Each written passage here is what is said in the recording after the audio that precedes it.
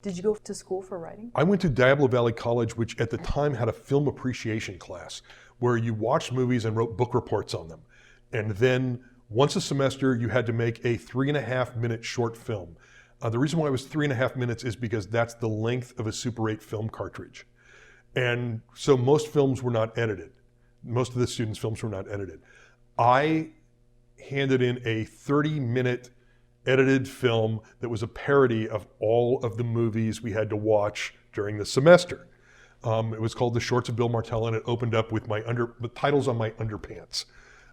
And then opened up with Citizen Kane, because you have to watch Citizen Kane if you're in film appreciation class.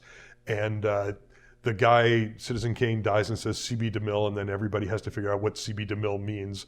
And they're like going through all this stuff, and then it ends up being each one of the reporters ends up parodying one of the movies we had to see all the way through from, what do we have to see? Triumph of the Will was in there. I don't know, just like all the films they make you watch in film class, And I did parodies of all of them, and everybody laughed at it. And the student film night, they brought back the success stories from Diablo Valley College to judge them, which Paul Curiazzi, Kung Fu guy, was there. Also a guy that made, did all the commercials for all of the used car lots in the area. And last but not least, Jim Mitchell from the Mitchell Brothers Porn, who had actually gone to Diablo Valley College. And their student films were legendary.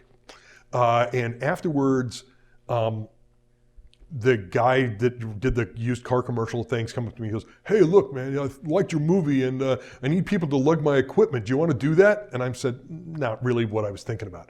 And then Jim Mitchell came up to me and said, "Hey, we make feature films. They play at our on 35 millimeter in our cinemas. We're always looking for new talent. Would you like to direct one of these?" And I thought, man, what would my mom think if I directed a porn film? Then I thought, what's my mom doing watching porn films? And it kind of ruined me for a while. And then Paul came up to me and goes, "Hey, that was pretty good." And that was it. And he goes, I'm getting ready to do this movie, and I need people to, pitch in and do stuff. It's a Kung Fu movie, And I said, cool. And I gave him a script at the time. He read the script and liked it. And then I ended up crewing on his film for free. And that led to the screenwriting job, which led to nothing, by the way, after that. But that's, Well, is there a Reader's Digest version of I'm curious of hearing that path. The nothing ended up being that, after basically being the big fish in the small pond. And there was a real estate guy who owned a real estate company. He was he owned all this property. And he was like, I basically want to make a movie so that, everyone has their evil reasons, so that I can meet starlets. And, I'm looking for a script that has to have a lot of starlets in it. So I pitched stories to him. We developed something. I had another guy who was had actually produced another drive-in movie that was in the area. And I wrote a script for him that never got off the ground, and some other stuff. And then basically because all of these things never got off the ground, it sort of, I moved through my pond, and there was nothing left there. And so I went back to work, working at Safeway in the warehouse, and did that for a period of time. At the same time, I was writing every day. I actually got some options during that period of time, including one that got really close. I wrote a script called Treasure Hunter that I had a meeting in Beverly Hills with a producer on who was going to put it together. And at the time I had the worst agent in the world. And my terrible agent was every time they said, "Well, we don't have a lot of money, so we can't pay your writer a lot of money," my agent would go, "That's okay." I'm like, "That's not okay. You're supposed to be fighting for me." So I ended up at one point telling the producer that I was going to leave, and if he ever wanted to make a serious offer, he could call me, but I'm out of here. And got up and walked down the street.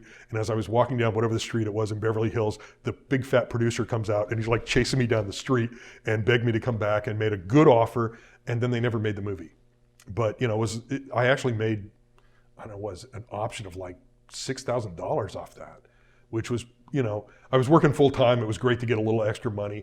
And it was also great because I felt like I was on the right track. If somebody was going to buy it, that interested in it. And they just never made the film because they couldn't put together the cast they wanted for it. But that was kind of a Raiders of the Lost Ark thing that was kind of cool. And that script still is always bridesmaid, never bride. It's it gets optioned every once in a while, and then doesn't get made.